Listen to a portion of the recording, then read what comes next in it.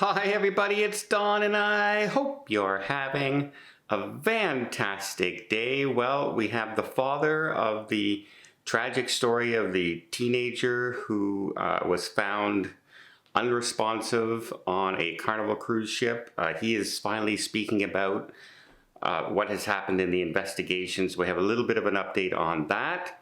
We also have one of the biggest cruise ships in the world is changing ports, and it's going to be the largest cruise ship ever to sail from this U.S. cruise port destination.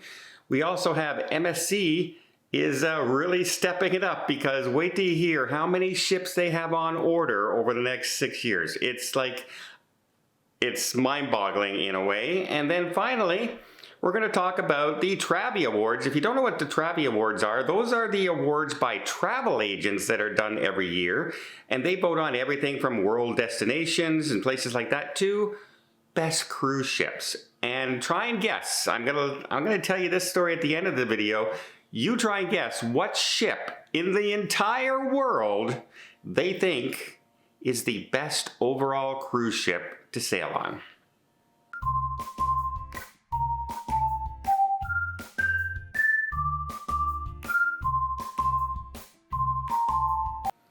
So while the FBI and the cruise lines are not really saying anything about the deaths, the tragic death of Anna, the 18-year-old cheerleader who was just about to graduate from school, she was talking to military recruiters, such a sweet girl from all accounts, and being found tragically unresponsive on the Carnival cruise ship. It's an ongoing investigation, so they're not really saying where the investigation's at or the causes, etc. We do know that the FBI is investigating. In fact, the father has now come out in a statement, his first statement since this happened, and said the FBI has interviewed him, interviewed her stepmother, her step-siblings, and the 2 younger children, as well as many other people on the cruise that were there, plus crew members, etc. They said they're not telling them what they're looking for. They couldn't really tell what they're trying to find out from the questions. In fact, he says since this has happened, they've kind of shut themselves out from the rest of the world. They've had to block out. They're not watching the TV stories. Imagine you're now back in their hometown. It's bigger news around the entire United States and Canada, the world, but in that hometown, the local news and the media and everything would be all over them constantly and reminding them of this tragic situation, not really allowing them the time to grieve. So I completely see where he's coming from. And I guess it's going to take a little bit of while. Local investigators that have done this kind of thing before say that when something like this happens on the open water, on the open seas, it's a long process to have an investigation, because there's a lot more moving parts, a lot more things that, the cruise ship's never in the same place, and it's harder to do the investigation. They have thousands of people that they could possibly interview, thousands of crew members. But yeah, it could be a while before we actually find out exactly what happened, and no matter what happened, it's still a tragedy for this family. Next, let's talk about a huge cruise ship. It is moving to Galveston, Texas. That's right. The icon of the seas in 2027, I believe in August, is moving to Galveston. This will be the largest cruise ship ever to sail out of Galveston. There's only a few cruise ports in the world that can handle this size of cruise ship, and so they're starting to spread them out, because remember, we got the Legend coming on board, and they've ordered another 3 down the road, plus another Oasis class. So they need to spread these ships out. They can't all have them in the Caribbean, because it'll just get too crowded at Orlando, Fort Lauderdale, and Miami. So they got to spread these out. That's one of the reasons that the next ship, the Legend, is going to be launching in Europe and sailing in Europe for the first season ever. So yeah, get ready, Galveston 2027. You can start booking them fairly shortly. You're going to be able to see Icon of the Seas sailing out of that cruise port. And yeah, speaking of new ships, big ships, MSC Cruises currently has the World Europa, the World America. They're building the World Asia, which launches next year. They're building the World Atlantica that launches in 2027.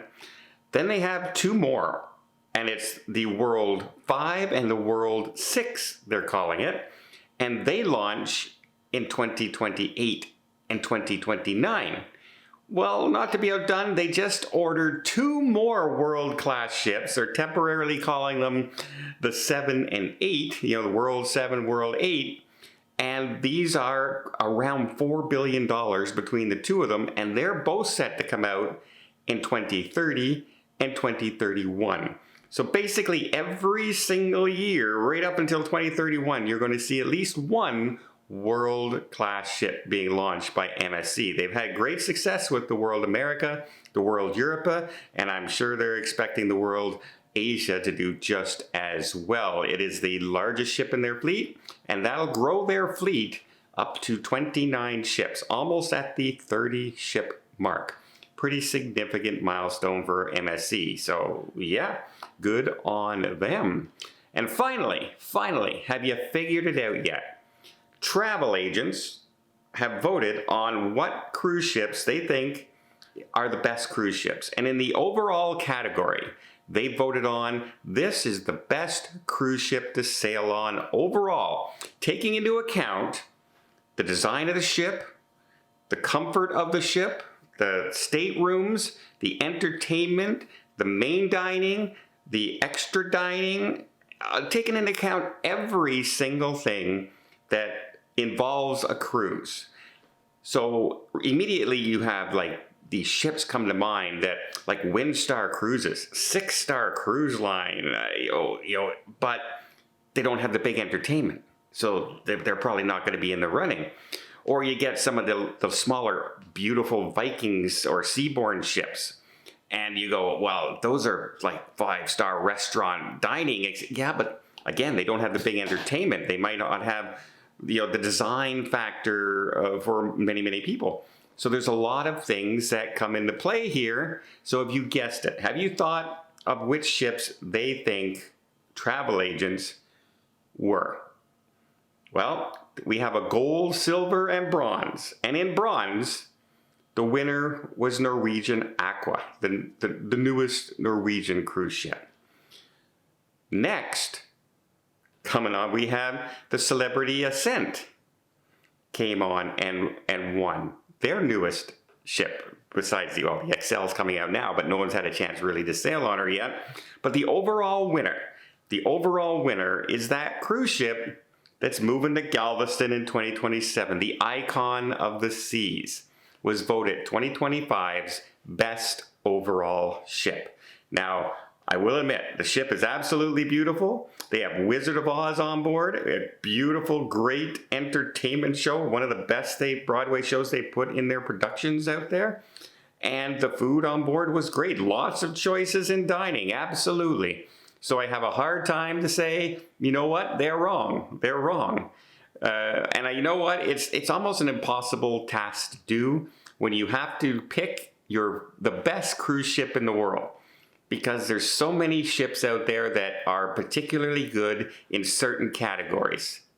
And so, yeah, the overall category though, according to travel agents, the Icon of the Seas in 2025 was #1. Did you choose it? Was that the ship you chose? If not, in the comments down below, tell me what ship you would say is the best overall cruise ship in the world. I'm curious to see what your thoughts are. And until next time, I hope you appreciate this video. If you did, please give it a thumbs up. Want to see more tips, more tricks, more travel vlogs from around the world? Hit that subscribe button. Until next time, have yourself a safe and a great vacation.